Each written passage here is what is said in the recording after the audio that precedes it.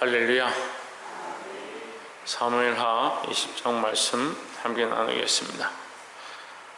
사무엘하 20장도 인물 위주로 이렇게 말씀을 볼 수 있습니다.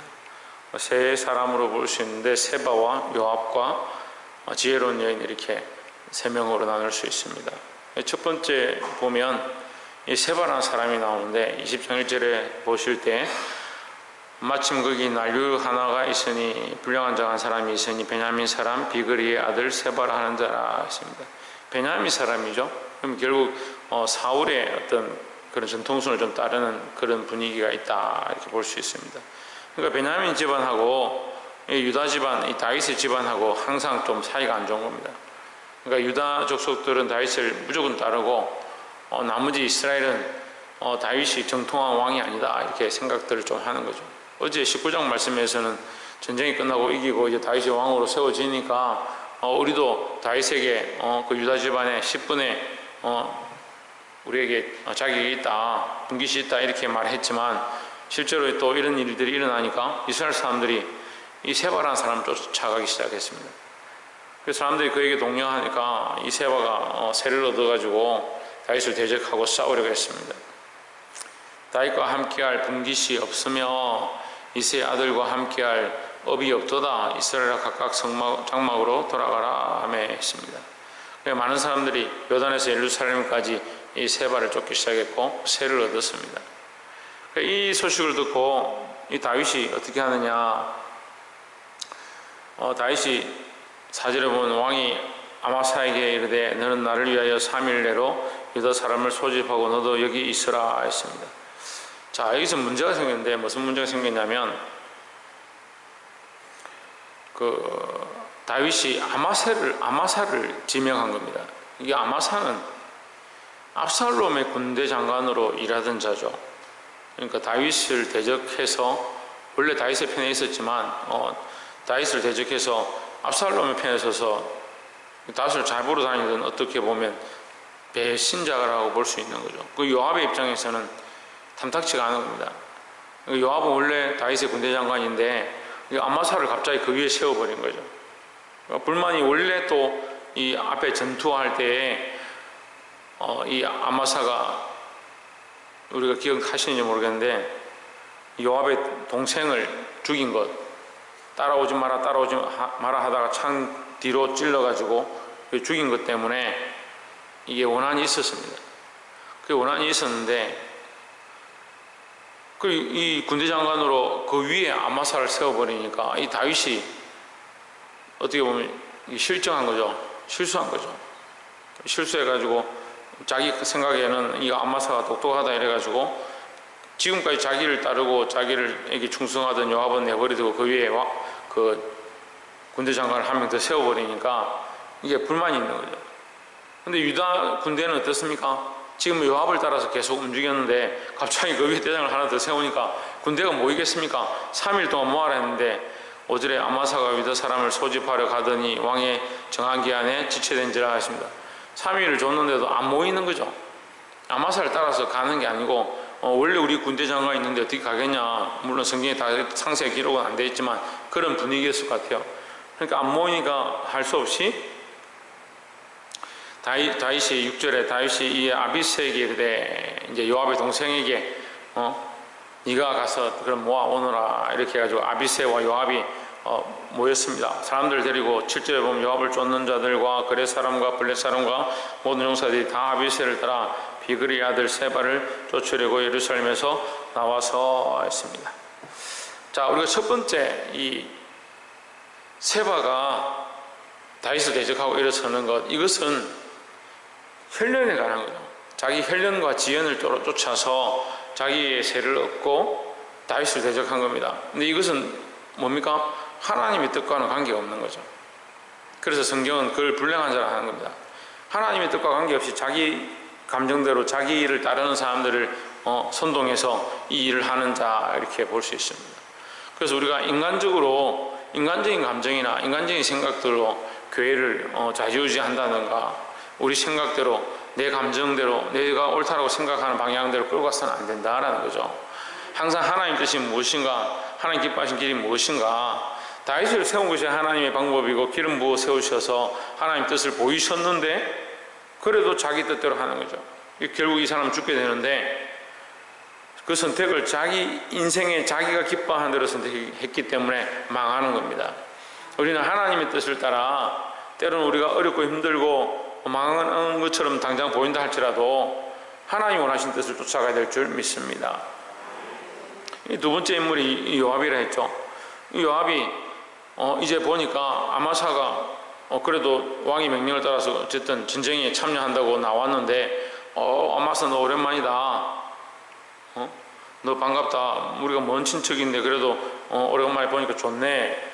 이리 와라 인사를 하자 하면서 인사하는 척 하면서 어떻게 합니까? 수염을 잡고 10절에 아마사가 요압의 손에 있는 칼은 주의치 아니한지라 요압이 칼로 그 배를 찌르매 그 창자가 땅에 흐르니 다시 치지 아니하여도 죽으니라 했습니다.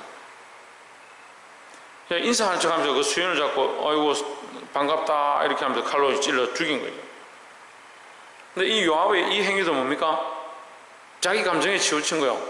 이게 지금 전쟁을 하러 나가는데 다윗의 편에 서서 나라를 일으키고 잘못된 그 무리를 물리치는 일에 쓰임받아야 될 이 요압이 사사로운 감정에 따라서 행하는 겁니다.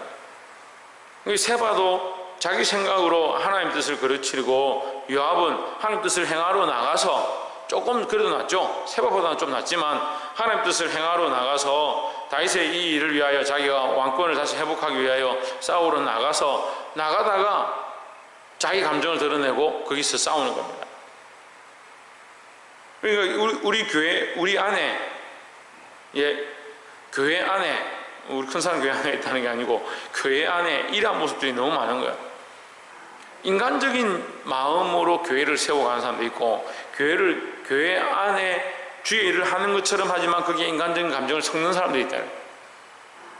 인간적인 생각으로 하나님도 모르고 자기 감정과 자기 생각과 자기 방법으로 교회 안에서 일하는 사람들은 이 세바와 같은 모습이고 요압처럼 자기가 주의 일을 한다라고 하면서도 인간적인 것들을 자꾸 섞어 넣는 사람들, 요압과 같은 사람들이에요.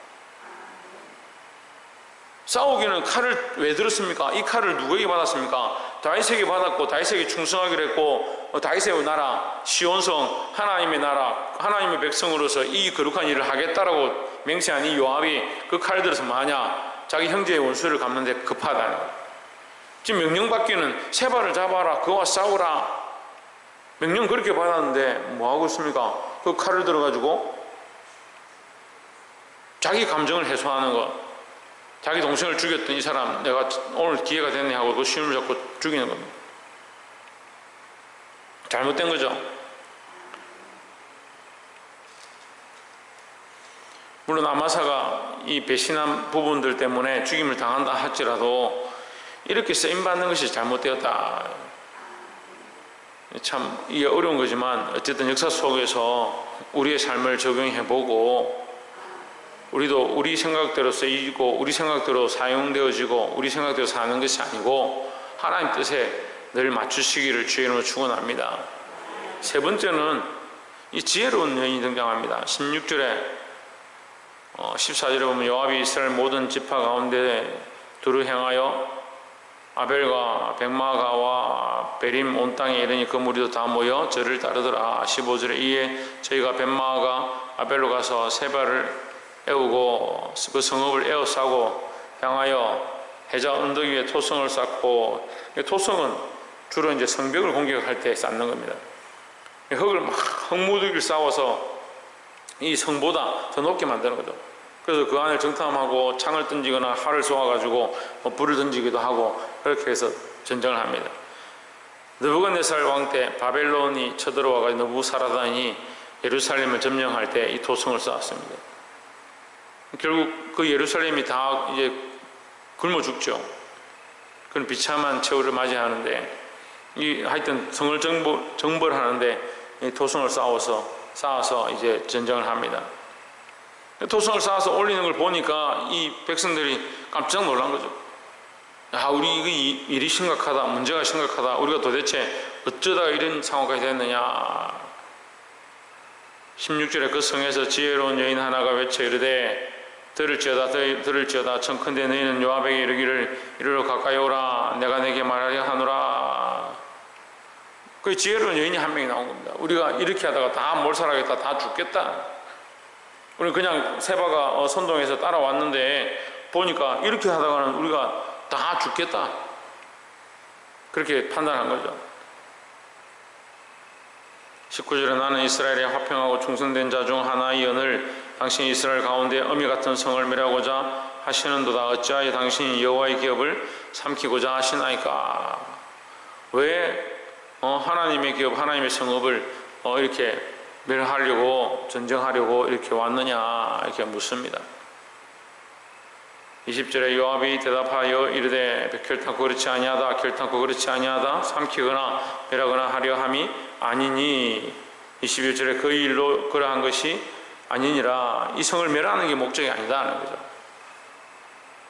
에브라임 산지 사람 비그리의 아들 세바라 하는 자가 손을 들어 왕 다윗을 대적하였나니 너희가 저만 내어주면 내가 이 성읍에서 떠나가리라. 여인이 요압에게 이르되 제 머리를 성벽에서 당신에게 내어 던지리이다 하고 했습니다. 그 여인이 들어가서 사람들하고 의논해가지고 성의 장로들하고 의논했겠죠. 의논해서 이 세바를 잡아 끌고 와서 죽여가지고 그 목을 요압에게 던집니다. 그렇게 해서 이 전쟁이 끝나는 거죠. 여러분, 지혜로운 이 여인은 뭘 하느냐? 이 세바를 죽임으로 말미암아 그 성읍을 살리고 그 백성들을 살리는 자가 되었습니다. 여러분, 때로는 우리가 따라가던 것, 우리가 옳다라고 생각했던 것들을 끊어내야 될 때가 있습니다. 그렇게 끊어내다 보면 자존심 상하기도 하고 입장이 난처하기도 하고 사람들이 이해해 주지 않을 때도 있습니다. 하지만 뭐가 중요하냐? 나머지를 살리는 것이 중요합니다. 우리에게 맡겨진 수많은 영혼들이 있습니다. 때로는 우리의 자존심이나 우리의 입장 때문에 영혼들을 돌아보지 못할 때가 있습니다. 우리는 영혼들을 돌아본 자, 영혼을 책임진 자, 생명을 책임진 자의 삶을 살아야 될 줄 믿습니다. 여러분, 우리는 혼자 왔다 혼자 가는 게 아니에요. 이 땅에 살아가는 동안 혼자 왔다 혼자 가는 게 아닙니다. 그러면 나만 보지 말고 내게 맡겨진 영혼들, 내게 주어진 생명들을 어떻게 바르게 이끌 것인가. 이 지혜로운 여인이 되어서 백성들을 살리고 내게 맡겨진 영혼들을 살릴 수 있는 그런 자가 되어야 합니다. 여기 세바는 자기 명예를 쫓아가고 요압은 자기 감정을 쫓아가고 결국 둘 다 망하는 길을 선택합니다. 요압이 지금은 괜찮은 것처럼 하지만 결국 그 피 흘림에 대한 복수를 하나님께 당합니다. 피 흘림에 대한 심판을 하나님께 당합니다. 이 지혜로운 여인이 되어서 우리는 지혜로운 여인처럼 그 성을 살리고 그 백성을 살렸던 그 삶을 기억하고 나를 위해 살기보다 내게 맡겨진 영혼들, 내게 주어진 생명들을 살리는데 인생을 쓰시기를 주의 이름으로 축원합니다. 사랑하는 성도 여러분, 자기 감정과 자기 생각과 자기 입장과 어떠함들을 쫓아가지 말고 하나님 나라를 위해서 조그만 희생을 통해서 또한 영혼을 살릴 수 있는 그 방법들을 늘 선택할 수 있는 저와 여러분 그 지혜를 얻으시기를 주의 이름으로 축원합니다. 기도하겠습니다.